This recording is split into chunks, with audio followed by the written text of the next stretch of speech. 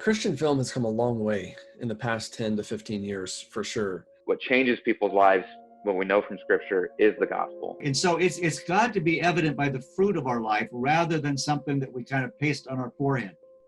I don't think there's any problem with saying, my hope is in Jesus Christ, and this is where I find hope in life, period. Romans 1:16 says, I'm not ashamed of the gospel, for it, the gospel, is the power of God for salvation to everyone who believes.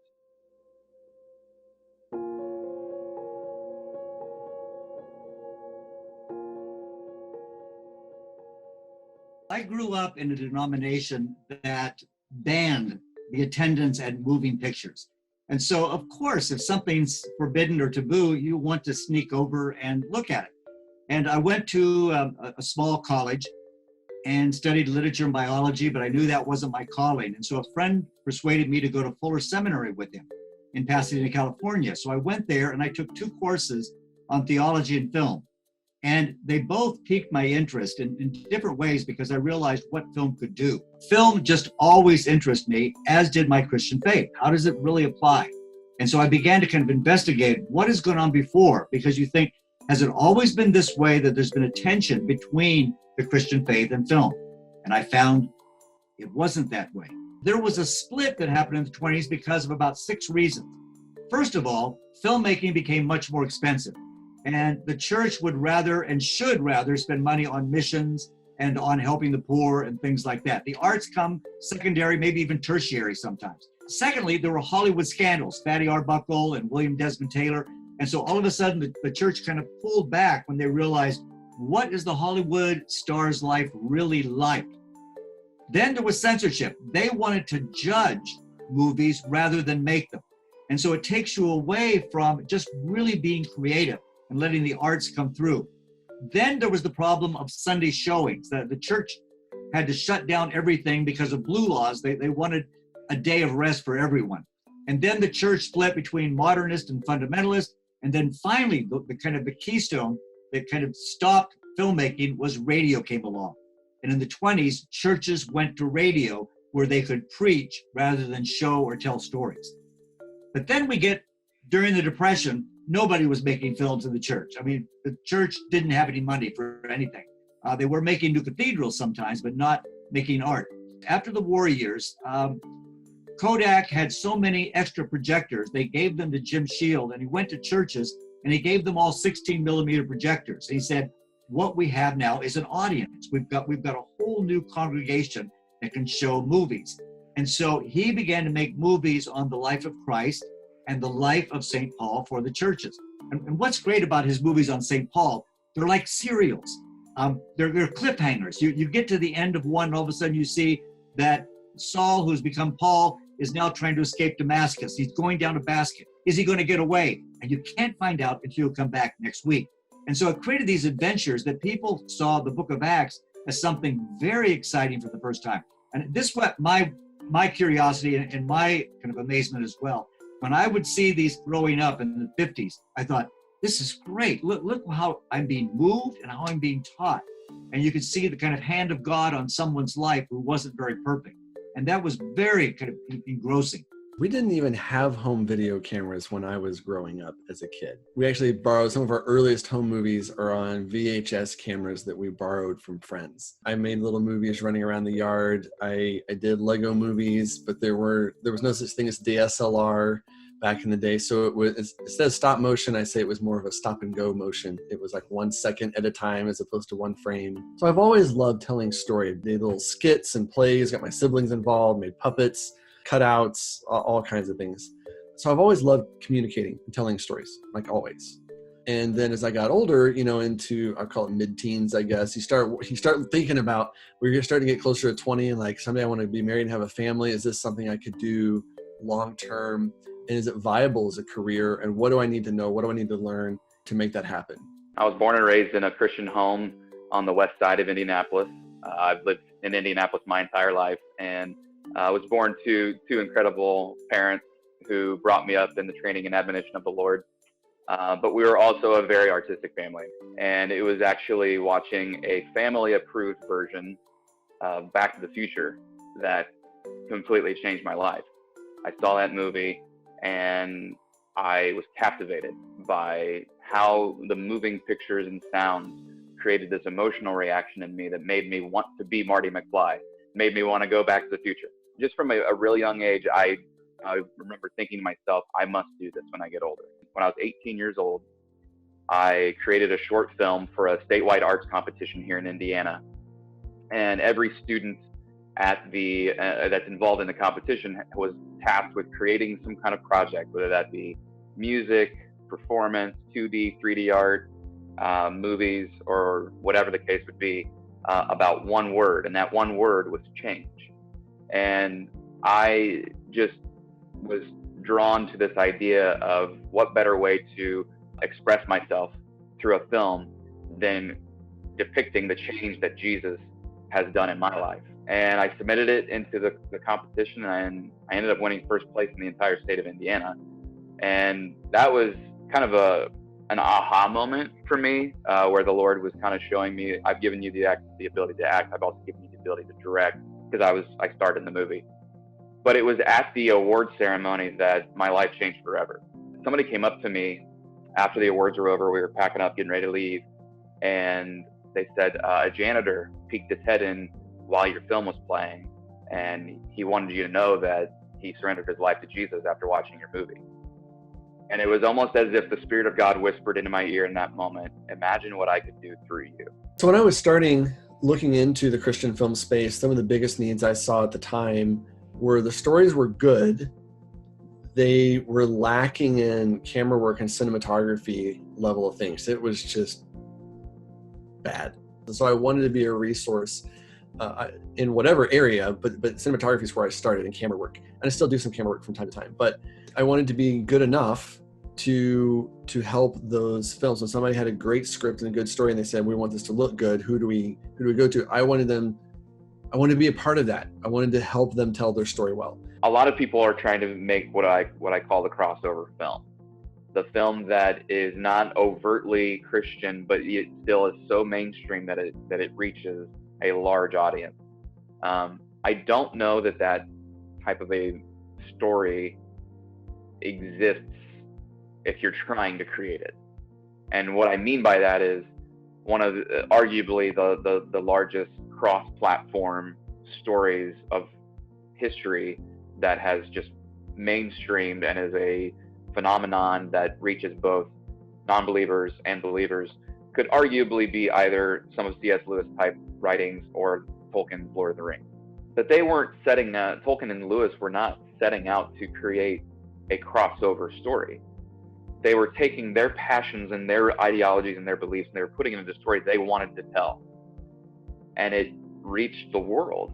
How did Lewis start with Lion, Witch, and the Wardrobe? He had a picture of a faun, this kind of Greek wild creature with his goat feet and his little ears, walking around a snowy wood with a package in his hand, and then a light pole in the background. All these things, he had images, and he followed the image. We start out with, what's my message? Instead of, what's in it? What would really work? And where have I heard a little bit of a story or an anecdote that I could follow and see how this works? I think the way Christian films are going to reach the mainstream audience beyond just the Christian demographic is in stories that are human. So we go into our own lives and we say, what are our stories? What happened to me when I was homeschooled in Oklahoma? Where does that lead me? What kind of surprises come out of that? And I think when you follow the imagination and follow the story, you don't know where it's going, you're trusting God a lot more. A couple years ago, I was in a rough spot in my career. Finances were really tight. I didn't really know how I was going to make this continue working in the Christian film world or in the secular film world. I was really scared and thought I was going to have to just get a different job and leave this all behind me.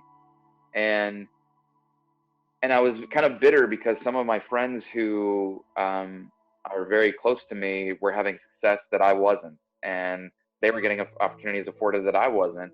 And I felt like I had more qualifications than they did. I felt like I had more talent than they did, or better ideas, or whatever the case would be. And I was just really bitter before the Lord and bearing my heart and my soul before Him and asking Him, Lord, what what more do you want from me?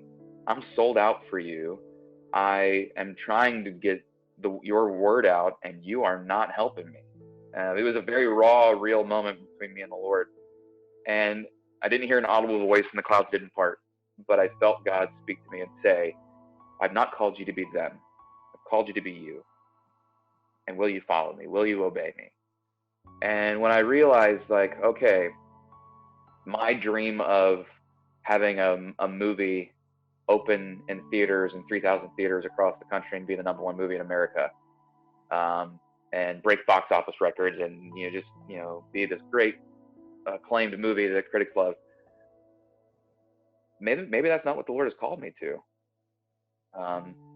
Regardless of what talent I have, maybe His desires for me are so different. I don't think there's any problem with saying, my hope is in Jesus Christ, and this is where I find hope in life, period. I've even made films myself that don't have the gospel. They're little short films and things, but are they representative of hope? Are they representative of the values found in Christianity? I've seen some films that are some of my favorite films, and I would call them Christian films because they do perpetuate a Christian worldview, but there's no gospel scene. Christian filmmakers look at it and say, well, I don't know, I just feel a little off about the film. It just doesn't seem, there's not a lot of a message to it. I'm like, the message is completely there. It says, here's a person, here's the problem they're facing, and they found it in God, in Scripture, and they're looking there for the answers. The main problem with Christian films is you can understand them. They're too easy, they're too facile, and they're made in just kind of a cookie cutter way that you don't think about it. You just say, oh, that's a nice story. Being a Christian should impact the types of stories we tell and the way we tell them. So it's a little bit of a double speak when people want to say, well, I'm not a Christian filmmaker, I'm just a filmmaker who happens to be a Christian. Nonsense. You absolutely are. You're communicating something. You are perpetuating a worldview. And the way you handle yourself on a set and the types of things that you're making and the types of stories you're telling are influenced by your worldview and perspective. I think if our lives don't show the light, no adjective is going to change who we are or what we do. If you're going to call something a Christian film, it better exalt Jesus to a high place and proclaim who he is, because we call ourselves Christians because we are Christ's followers. We're followers of Yeshua. There is nothing about me that can change someone's life.